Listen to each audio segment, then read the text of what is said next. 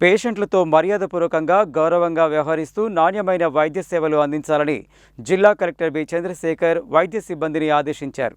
బుధవారం నాగార్జున సాగర్లోని కమలా నెహ్రూ ప్రభుత్వ ఆసుపత్రిని కలెక్టర్ ఆకస్మికంగా తనిఖీ చేశారు. ముందుగా ఆరోగ్య మిత్ర కౌంటర్ను పరిశీలించిన ఆయన అక్కడి సిబ్బంది లేకపోవడంతో ఆసుపత్రి సూపరింటెండెంట్ను వివరణ కోరారు. ఆసుపత్రిలో చికిత్స కోసం వచ్చిన పేషెంట్లతో కలెక్టర్ స్వయంగా మాట్లాడి వారి సమస్యలను తెలుసుకున్నారు. గురుకుల పాఠశాలలో సీటు వచ్చిన తమ కుమార్తెకు ఫిట్నెస్ సర్టిఫికెట్ కోసం వచ్చామని ఓ కుటుంబం తెలిపింది. మరో మహిళ తాను 350 షుగర్ స్థాయితో చికిత్స కోసం వచ్చానని చెప్పగా ఆమెకు ధైర్యం చెప్పిన కలెక్టర్ డ్యూటీ వైద్యుని పిలిచి సరైన డైట్ ప్లాన్ వివరించి చికిత్స అందించాలని సూచించారు. అనంతరం ఫార్మసీని పరిశీలించిన కలెక్టర్ మందుల నిల్వలు, పంపిణీ వివరాలను రిజిస్టర్లో ఖచ్చితంగా నమోదు చేయాలని ఆదేశించారు. ఓపీ విభాగాన్ని తనిఖీ చేసి రోజుకు సుమారు 200 మంది పేషెంట్లు వస్తున్నట్లు తెలుసుకున్నారు. నర్సింగ్ సిబ్బందికి సూచనలు చేస్తూ ముఖ్యంగా డెలివరీ కోసం వచ్చే గర్భిణులతో మర్యాదగా గౌరవంగా మాట్లాడాలని, వారికి సకాలంలో మెరుగైన వైద్యం అందించాలని స్పష్టం చేశారు. పేషెంట్ల పట్ల నిర్లక్ష్యం లేదా అమర్యాద ప్రదర్శిస్తే కఠిన చర్యలు తప్పవని హెచ్చరించారు.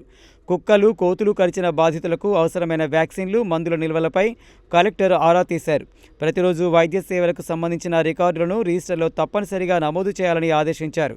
ప్రభుత్వ పాఠశాలకు చెందిన ఓ ఉపాధ్యాయుడు బాలికపై కోతి దాడి చేసిందని ఆసుపత్రికి వచ్చాడు.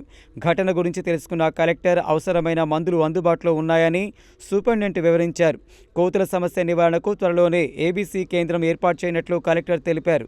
డయాలసిస్ కేంద్రాన్ని సందర్శించిన కలెక్టర్ అక్కడ చికిత్స పొందుతున్న రోగి కొల్లి రామలింగంను పలకరించి వైద్య సేవల గురించి అడిగి తెలుసుకున్నారు. డయాలసిస్ సేవలు సంతృప్తికరంగా అందుతున్నాయని రోగి కలెక్టర్కు తెలిపారు. ఆసుపత్రిలోని వివిధ విభాగాలను క్షుణ్ణంగా పరిశీలించిన కలెక్టర్ పేషెంట్లకు ఎలాంటి ఇబ్బందులు లేకుండా నాణ్యమైన వైద్య సేవలు అందేలా అధికారులు, వైద్య సిబ్బంది నిరంతరం పర్యవేక్షించాలని ఆదేశించారు.